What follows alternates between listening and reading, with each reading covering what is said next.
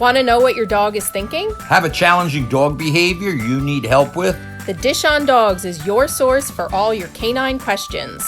Improve your relationship with your dog and deepen your understanding of your furry friend. Right here on the Dish on Dogs. Welcome, everybody, to another episode of the Dish on Dogs podcast. I'm your host today, Jackie Bondanza, the CEO of Hounds Town USA, and I have a very special guest with me today, Scott Weikert of Wilmington, North Carolina. He's one of our franchisees who's getting ready to open a store here very soon, hopefully. So thought we'd get some insight from Scott on his journey to becoming a Hounds Town franchisee and very soon here to becoming a business owner. So welcome to the show, Scott. Yeah, thank you. Glad to be here. Thanks for coming. So thought it'd be great to start out by just kind of asking you to talk about your background and your professional background and kind of what drew you to wanting to open your own pet care facility. Right. I've been in the restaurant business since I was 14.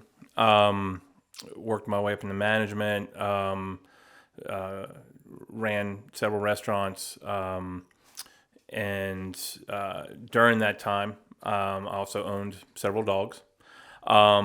And anybody that's been in the restaurant business before knows one of the things everybody has in common is they're trying to get out. I was trying to think of something that I could do because I've never done anything else. And,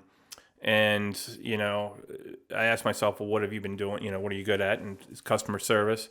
And, what do you love? And it was my dogs, Mm-hmm. So it was kind of a natural combination. Doggy daycare seemed like a good fit. I looked at a couple competitor franchises, and the one location they had on their main page, if you don't have at least $1 million liquid, don't go any further. Which, number one, I didn't have $1 million liquid. But two, just the general attitude of that whole statement wasn't very appealing. Yeah. And so I looked at buying places, and it was very cost prohibitive. And down at the bottom, there was a listing for franchises, and Hounds Town was one of them. So I contacted them, filled out the information form, and I got the preliminary phone call, and the guy was explaining. He said, "Yeah, we're just trying to get a feel, and we're just asking you questions and making sure you're Hounds Town type people." And I was like, "You're making sure I'm not a cat person." And he goes, "No, we board cats too." And I was like, "Oh, I screwed it up already." That's really funny. I Yeah. didn't know that. So, and then we went through the screening process, and the more and more I found out about it. You and Mike, are just very genuine people, which I really liked. The philosophy that it's all about the dog, I being a dog owner and seeing other dog owners, it really, sometimes I would see them and I'm just like, I just can't believe, they're basically treating them like a child. Yeah.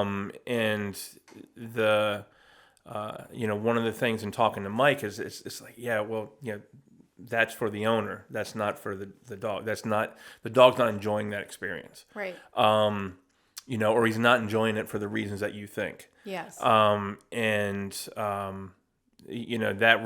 kind of really spoke to me.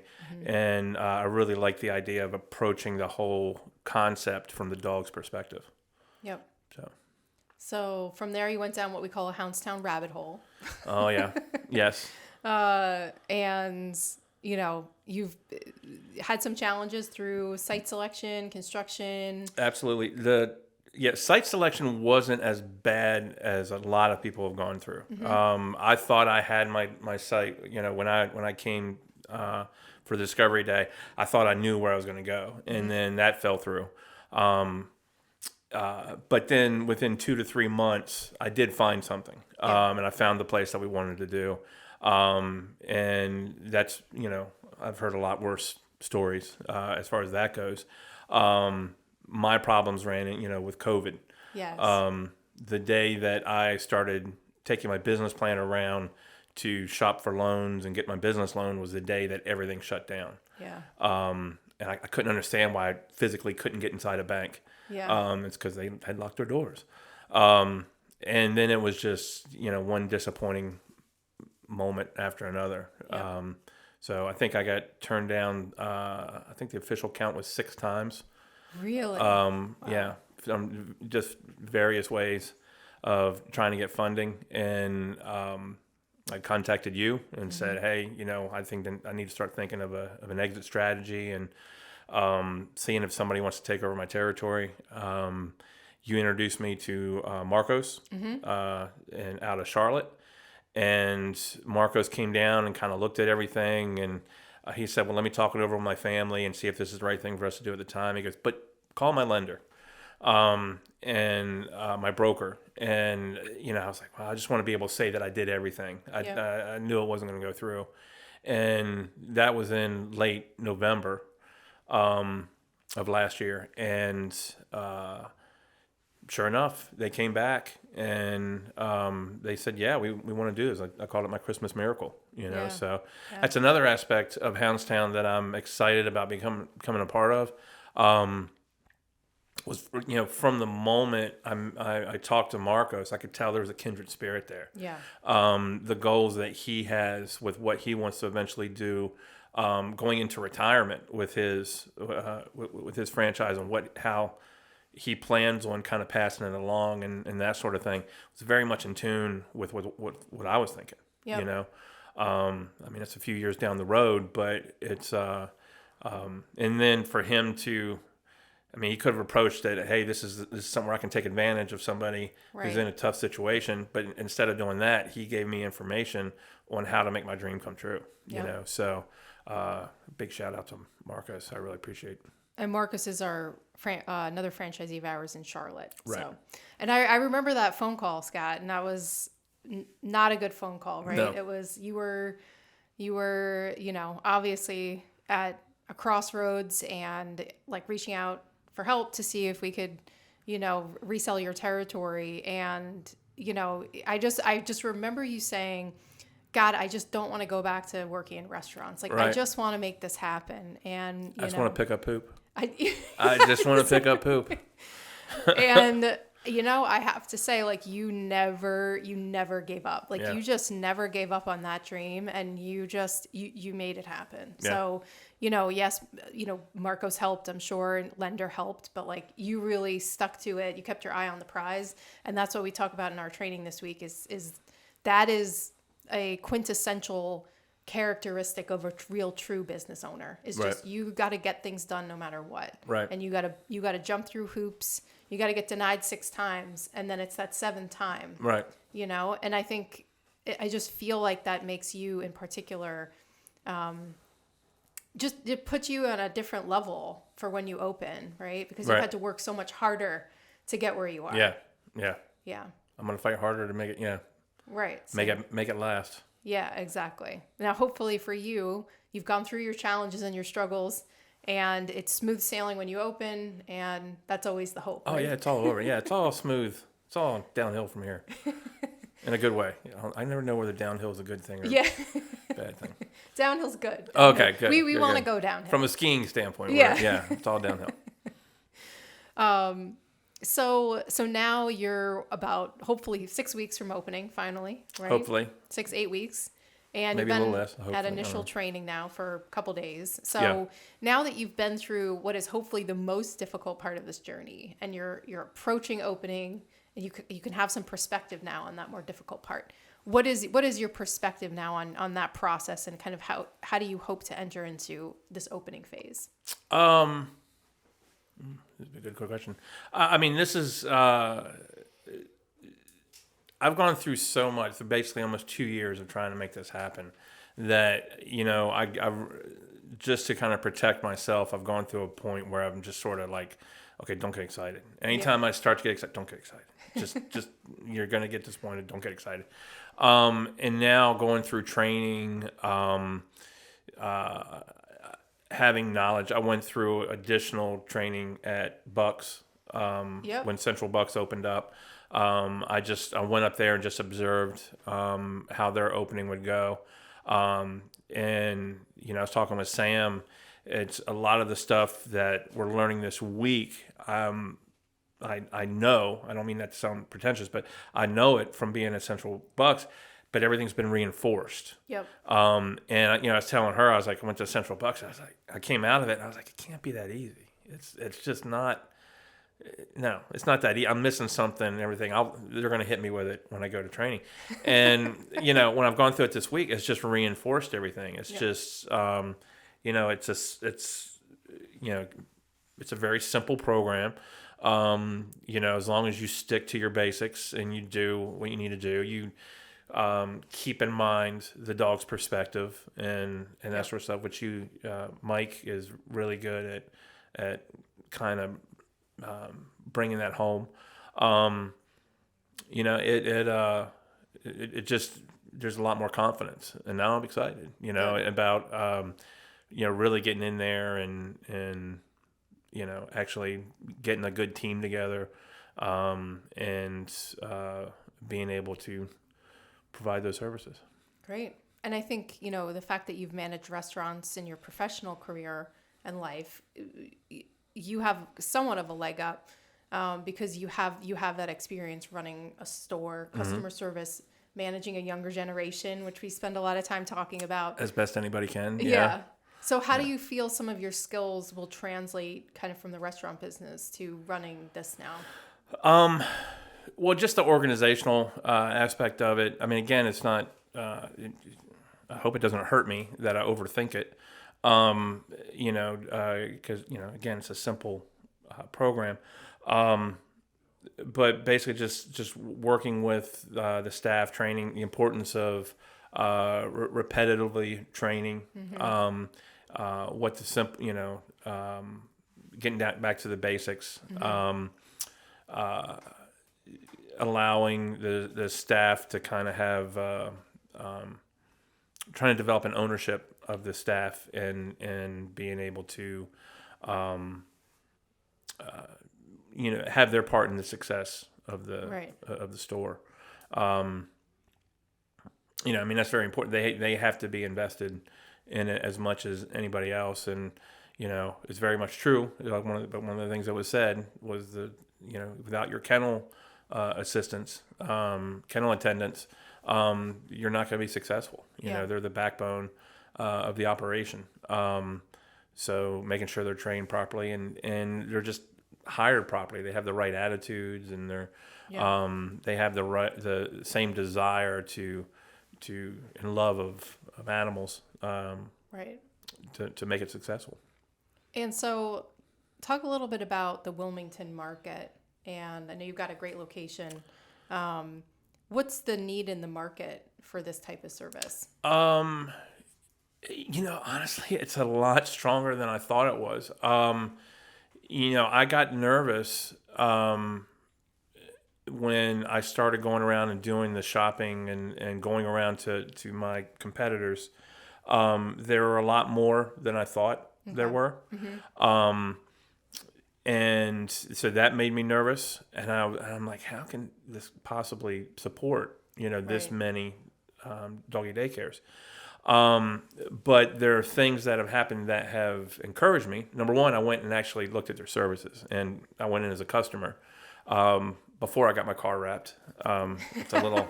Yeah, that would have been a dead giveaway. Yeah, I got the Hounds Town wrap on my car so they would know I'm sneaking in.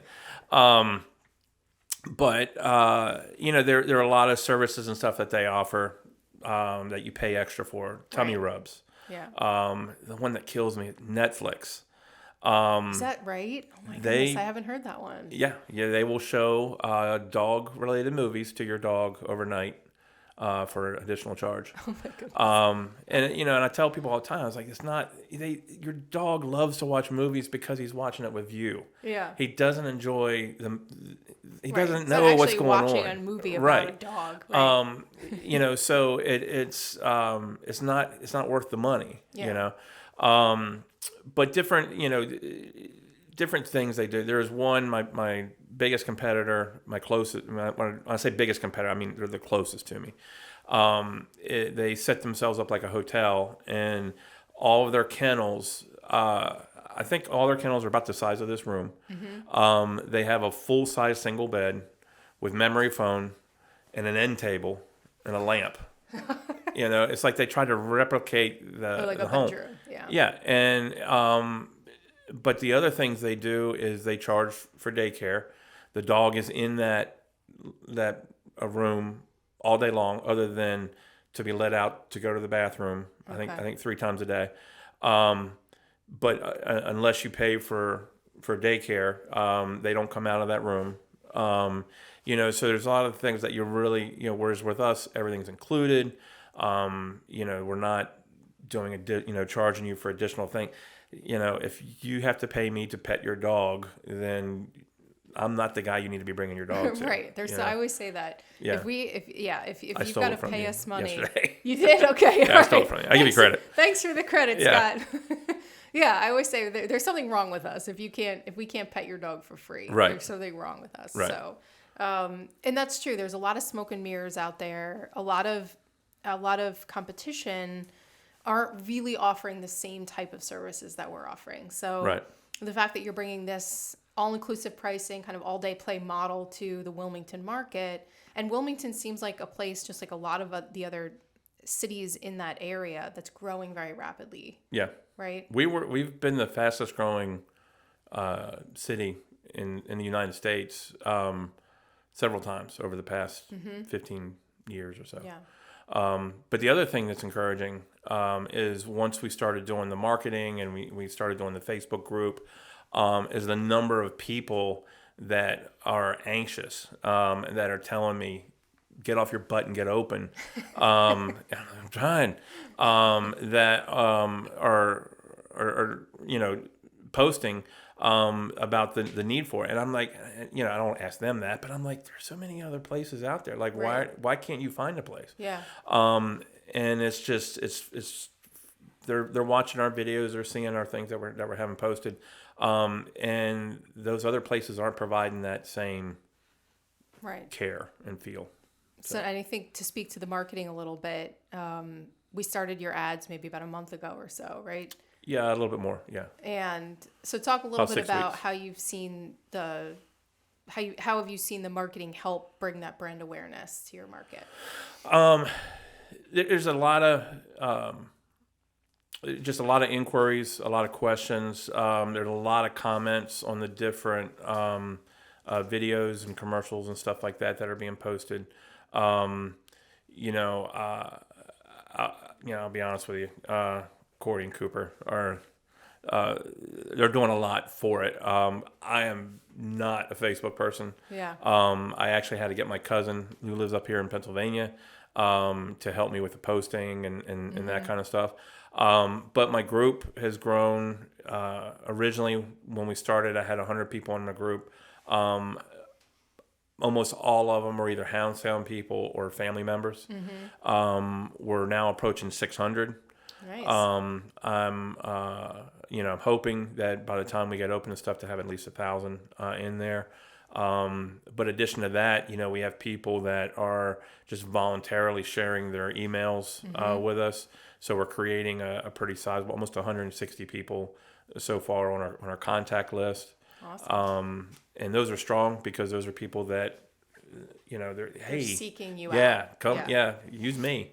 And so those are, we feel like those are going to be strong, loyal customers. Yeah. So, well, we've got a record to break. So Central Bucks opened almost 250 evaluations. Do you think you can break it? I could, but I've met them and they're really nice people, and I really kind of want them to hold on to that title for a little bit You're too longer. nice, Scott. They I would earned be it. like, I'm gonna smoke them. I don't know. It's a different market, and I don't Yeah. have the Philadelphia, Right. population to pull from. But I would be happy to do, I was told they're happy to do if we did 100 evaluations. I'm kind of shooting for 150.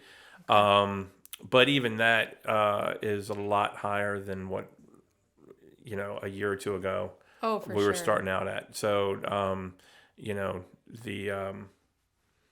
just to start out at a good opening is still an incredible Yeah. number of evaluations and stuff to start with. So Yeah, and that's always our goal is to help. The marketing team is constantly learning things and improving things at each opening, so that we can get to this higher and higher number and open stores stronger, and of course help get franchisees to cash flow positive absolutely soon as possible. yes. And for you, because you've just been doing this for so long and so dedicated to it, like I think it holds an extra special place in our hearts to make sure we help you get to that, and we just blow it out of the water for you and with you. Right. So we're it's all going to be your fault if it does. So. Oh my goodness, that's so much pressure. There's the pressure. All right, I take that challenge. All right, fair enough. Thanks for watching another exciting episode of the Dish on Dogs podcast. You can also watch us on YouTube on the Dish on Dogs podcast. If you're a listener, you can catch us on iTunes, Spotify, and all your other podcast platforms. For more information, click the link in the description. We'll see everybody next time.